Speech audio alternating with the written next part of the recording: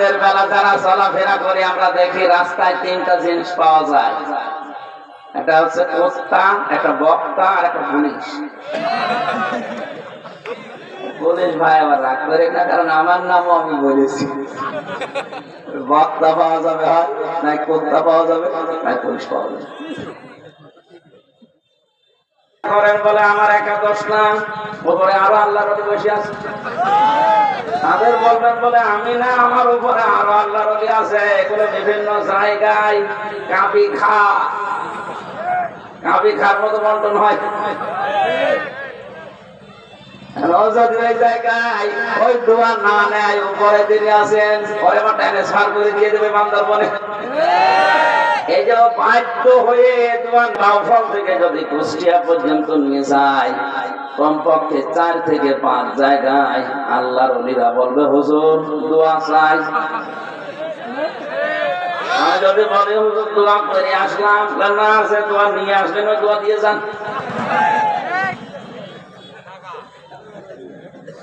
এখন এই দোয়া যদি 5-7-10 জন করে থাকে, 2000 করে দোয়া দেওয়া লাগে, 5 জায়গায় 10,000 দোয়া যাবে। জিজ্ঞাসা 2-1 বার করেছে যে কেন এটা উপরে তিনি আছেন, পরে আবার ট্রান্সফার করে দিয়ে দেবে বান্দরবনে। এই যে বাধ্য হয়ে দোয়া নেওয়া লাগে, এরকম জায়গা দেশে আছে না নেই? আপনি আবার মন খারাপ করেন না, হ্যাঁ এতটুকু মানুষ না ভাই, আপনি আমার বয়স 33 বছর, কিন্তু বাস্তবতা আপনার চাইতে আমার অনেক বেশি আছে। এখানে এমনও মানুষ আছে জীবনে ঢাকায় যায়নি, এরকম মানুষ নেই। আর আমাদের চলাফেরাই তো রাতের বেলা যারা চলাফেরা করে আমরা দেখি রাস্তায় তিনটা জিনিস পাওয়া যায়। একটা হচ্ছে কুত্তা, একটা বক্তা আর একটা পুলিশ। পুলিশ ভাই আবার রাগ করে না, কারণ আমার নামও আমি বলেছি। বক্তা পাওয়া যাবে হয়, নাই কুত্তা পাওয়া যাবে, নাই পুলিশ পাওয়া যাবে।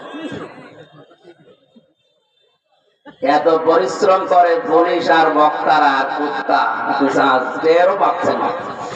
কোথায় ছিলাম কালকের আগে নোয়াখালী, ওখান থেকে গেছি দিনাজপুর, এরপরে বাউফল, কালকে যাওয়া লাগবে আবার সিলেট।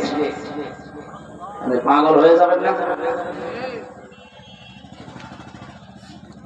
আর পুলিশের তো ডিউটি শেষ নেই, 24 ঘন্টায় ডিউটি করা লাগে। আমি যেটা আজ থেকে শিক্ষা দিতে চাই, হারাজন শব্দটা দিয়ে আল্লাহর নবী আল্লাহ পাক নিজে জানিয়েছেন আপনি ভয় পাবেন না। কোরআন প্রতিষ্ঠা না হলে এমন এমন কাজ আছে যেটা হারাম জানার পর আপনি ছাড়তে পারবেন না। সুতরাং এটা প্রতিষ্ঠা করার চেষ্টা চালান। কান খাড়া করে শোনেন পটুয়াখালীবাসী, কোরআন কিন্তু আমাদের না, কোরআন কার? এই জমিন কার? আমরা এই কোরআনেরও মালিক না, জমিনেরও। সভাপতি সাহেব বলছিল না যে তুমি এই সব কিছু কামাই করছে, কিন্তু একটা আসল বিষয় যেখানে থাকা যাচ্ছে না, চলে যাওয়া লাগবে। এটা খুব মারাত্মক কথা। আসলে তো বিষয়টা এইটাই, এত কিছু করছে দুনিয়ায়। আপনি 41 সাল না 71 সাল পর্যন্ত মনে করেন বেঁচে আছেন, আর 71 সাল পর্যন্তই ক্ষমতায় আছেন চেয়ারে বসে। এরপরেও যদি আপনার জাহান্নামে যাওয়া লাগে, 71 কেন 81 সাল পর্যন্ত বেঁচে আপনার লাভ কি? কথা বলে না কেন?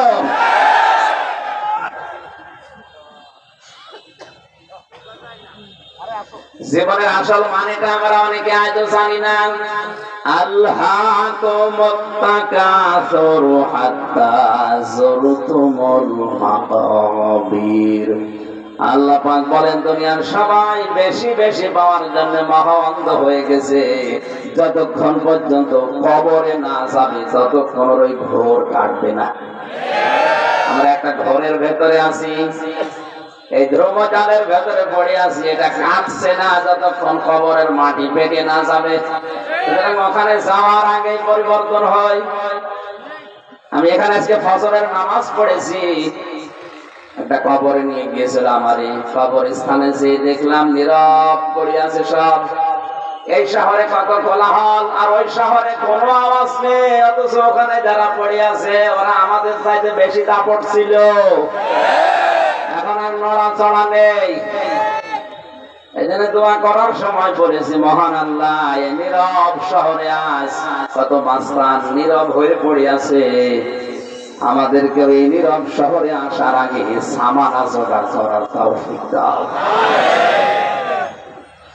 সময় পেলে সুযোগ হলে কবরে যাবেন, কবর জিয়ারত করার সুন্নাত।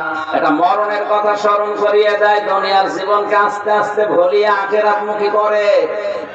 নবীজির প্রতিটা কাজ, প্রতিটা কর্ম বিজ্ঞান সম্মত, আখিরাত ভিত্তিক।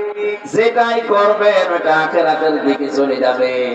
কবর জিয়ারত এমনি করতে বলে নাই, অবশ্যই এর ভেতরে কোন সিগনিফিকেন্স আছে।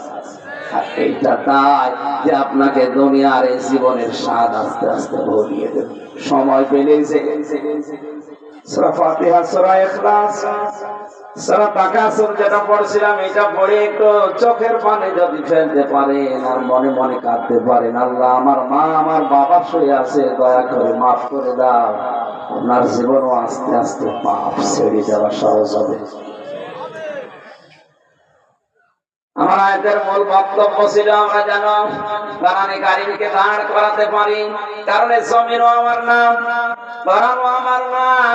আমরা হচ্ছে কোরআনের কামলা, খাদেম,